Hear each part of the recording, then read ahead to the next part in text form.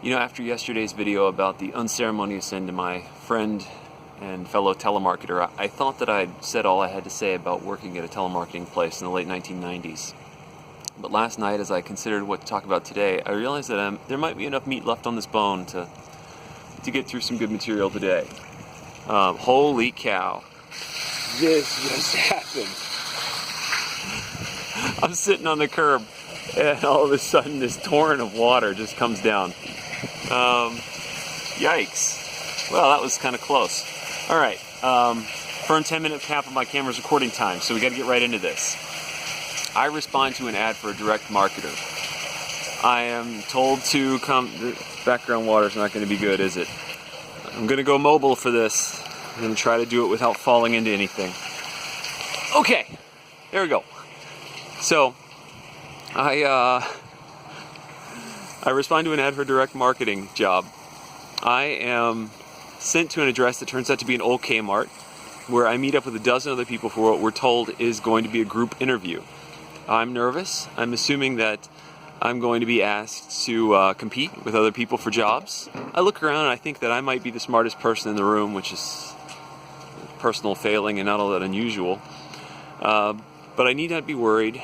There's not a lot of competition. In fact, it appears that they want us more than they're concerned about evaluating whether we're good or not. They have us read a few sentences off of a script, and they hired everyone who could read. I know this because they did not hire the person who could not read. There was one. So they won't tell us exactly what the job is. And one guy who's older and wiser than me at the time, maybe still, keeps asking what the job is. And finally, they keep saying it's marketing, it's marketing. And finally, he cracks him down with this bubbly woman who's been selling the company, tells him, "You'll be in direct sales." And he's like, "What's that mean?" And she goes, You're going to be in direct phone sales." And this guy just goes, "Oh, fuck it." He stands up, walks out without another word. This guy knew the drill. A couple other people who are also older and wiser than me start to get their stuff, and this bubbly woman who had been selling the company in this sweet sing-song voice suddenly turns deadly serious, and she says, "I want to tell you one thing if you're thinking about leaving right now. This company pays minimum wage plus $2 per hour." And I look at these other people who are thinking about leaving, take my cue from them, and they grudgingly settle back into their chairs. So I'm there. I'm there. And this is my job for the entire summer. So they do a little bit of training, and they put us right on the phones. And I've written down a few interesting stories.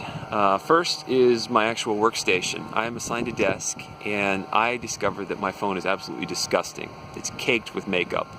Every day, the person before me is leaving this gross phone. And I show the bosses, I'm like, the person on, mid-shift is just making this gross. They go, "Oh, that's Bella's station." They give me a couple alcohol pads every day, and I have to swamp this handset out because it is gross. It is caked. I never meet Bella, at least for a couple months. When I finally do, I discover that Bella is a 6'4" transvestite who I don't have the gumption to step to, so I just dealt with it all the way through. Second story is about making calls. There's really not that many great telemarketing stories from just dialing and dialing and dialing.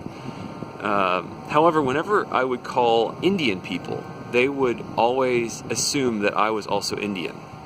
Some of them would switch out of English. Other people would try to trick me. One guy kept pretending he was interested, and then he would ask, "Hey, how's the weather in Calcutta?" Other people, one Indian woman actually said to me, "No one but an Indian would take a job as bad as telemarketer." I mean, rough and raw right there, people. Yeah. So, one remarkable telemarketing story I do have, though, from a specific customer. As I mentioned before, we were selling mail meters. And as you might imagine, there are certain businesses that might actually benefit from a mail meter. There are a lot of businesses that have no use for a mail meter to weigh their postages. And then there are a couple of businesses that you would just never ever call, like one of those post places, like a UPS store. They got it already. They're not going to buy from you. You're wasting your time.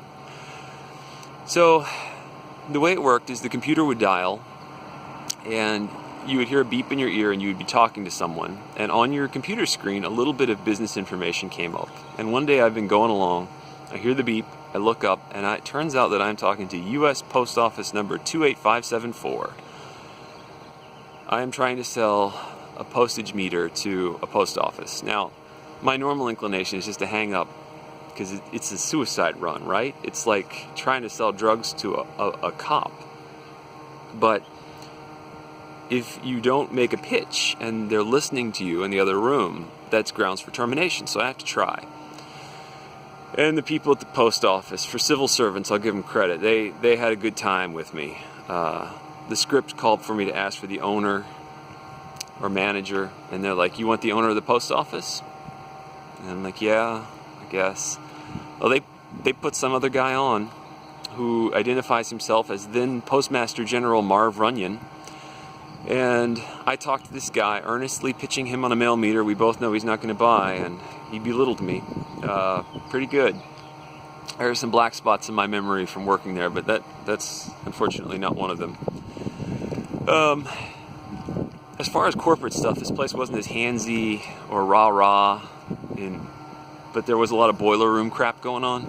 The sales manager was this very marginal guy. He would spend most of the day in his office doing coke, and then at an unpredictable interval he would pop out and demand everyone's attention, and he would tell these ridiculous stories, the worst of which was he claimed to have sold a mail meter to the vice president when he was an employee here as a phone guy. Obvious lies, but this is where we were back then. And it would just depress everyone a little bit worse. And you would actually look forward to making calls, so he would shut up. Another thing the sales manager did was he developed this dumb motivational system where if you made a sale, you had to yell out, "Rhino!" at the top of your lungs. And everyone else who wasn't on a call would have to respond to you, "Charge! Rhino! Charge!" And if you didn't do it, the computer would log the sale and who made it, and if they didn't hear a rhino when that happened, they would make you get up from your desk and go up and down the aisles yelling, "Rhino! Rhino! Rhino!" as a punishment or something, I guess. It was bad. Anyway, I saw some other things. Everything was about call volume. I was once in the bathroom, and one of the female supervisors opens the door. She's not there for me, but she's talking to the guy who's literally in the stall. Sounds a little bit sick, and she keeps telling him that unless he comes out right now, they're going to have to clock him out. And this guy is literally torrenting diarrhea audibly, and she's threatening to clock him out unless he comes out and makes his calls. Because that's what this is. Telemarketing companies provide voices the same way that whorehouses supply vaginas. They get a contract. A customer will give them a bunch of numbers to call and try to sell mail meters to, in our case. And when those numbers are gone, the telemarketing company either gets another contract or they have to fire everyone. And that eventually happened to us. 3 or 4 months in, they laid off about half the company, and I survived that cut. And then the next day they call literally everyone into the break room, and we're all sitting there, and they start calling people one by one in alphabetical order into the area where the bosses worked. And I'm sitting there, and the woman next to me is wondering what they're doing, and she's not picking up on the fact that we're being called alphabetically. People are going in and they're not coming back out, and she wonders for like the 10th time what's going on. And I get fed up with her, and I say, "Yeah, I think you should expect a promotion." So her name comes up before mine. The room's still about half full. She goes in, 2 minutes pass, and then she bursts back out into the employee area with a rental cop hot on her heels, and she yells out to us in warning, "It's not a promotion!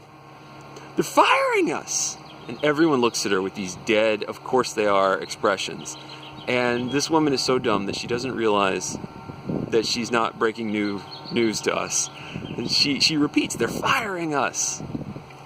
And the rental cop starts to hustle her off. And she's crying, and it's a fucked up scene, but this woman next to me, who could be the clone of Mrs. Butterworth, goes, "That girl dumb as shit." So everyone gets a little chuckle on the way out. I'm at the end of the alphabet, so I go in towards the end.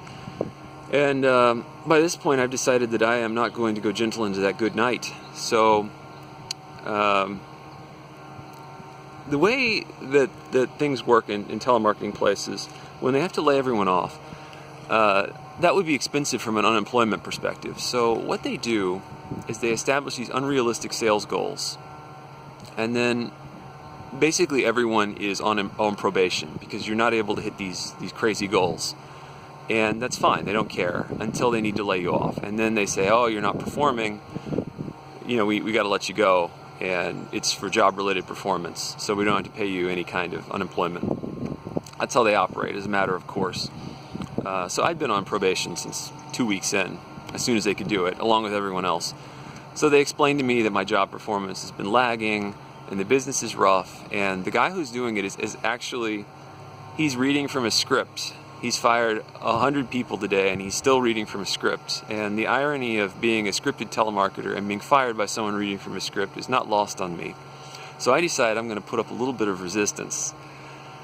So they hand me this resignation letter, which says that I won't file for unemployment. And I say, before I sign this, I want to discuss my severance package. Severance package, right? So the HR lady cuts in. She's like, oh, well, we can give you a letter of recommendation going forward. And I say, I can't eat no letter. I got babies at home. So at this point, they're starting to push back a little bit. They're getting angry, and I don't have quite as much loquacious verbosity as I develop later in life, and I'm running out of things to say. So I go to my trump card, which in this case is to play the race card. And don't be fooled, people, even though I'm still wearing the do-rag from yesterday. I'm very much Caucasian. So I say, I can't believe you're doing this to me. Why are you doing this to me? Is it because I'm 1/8 black?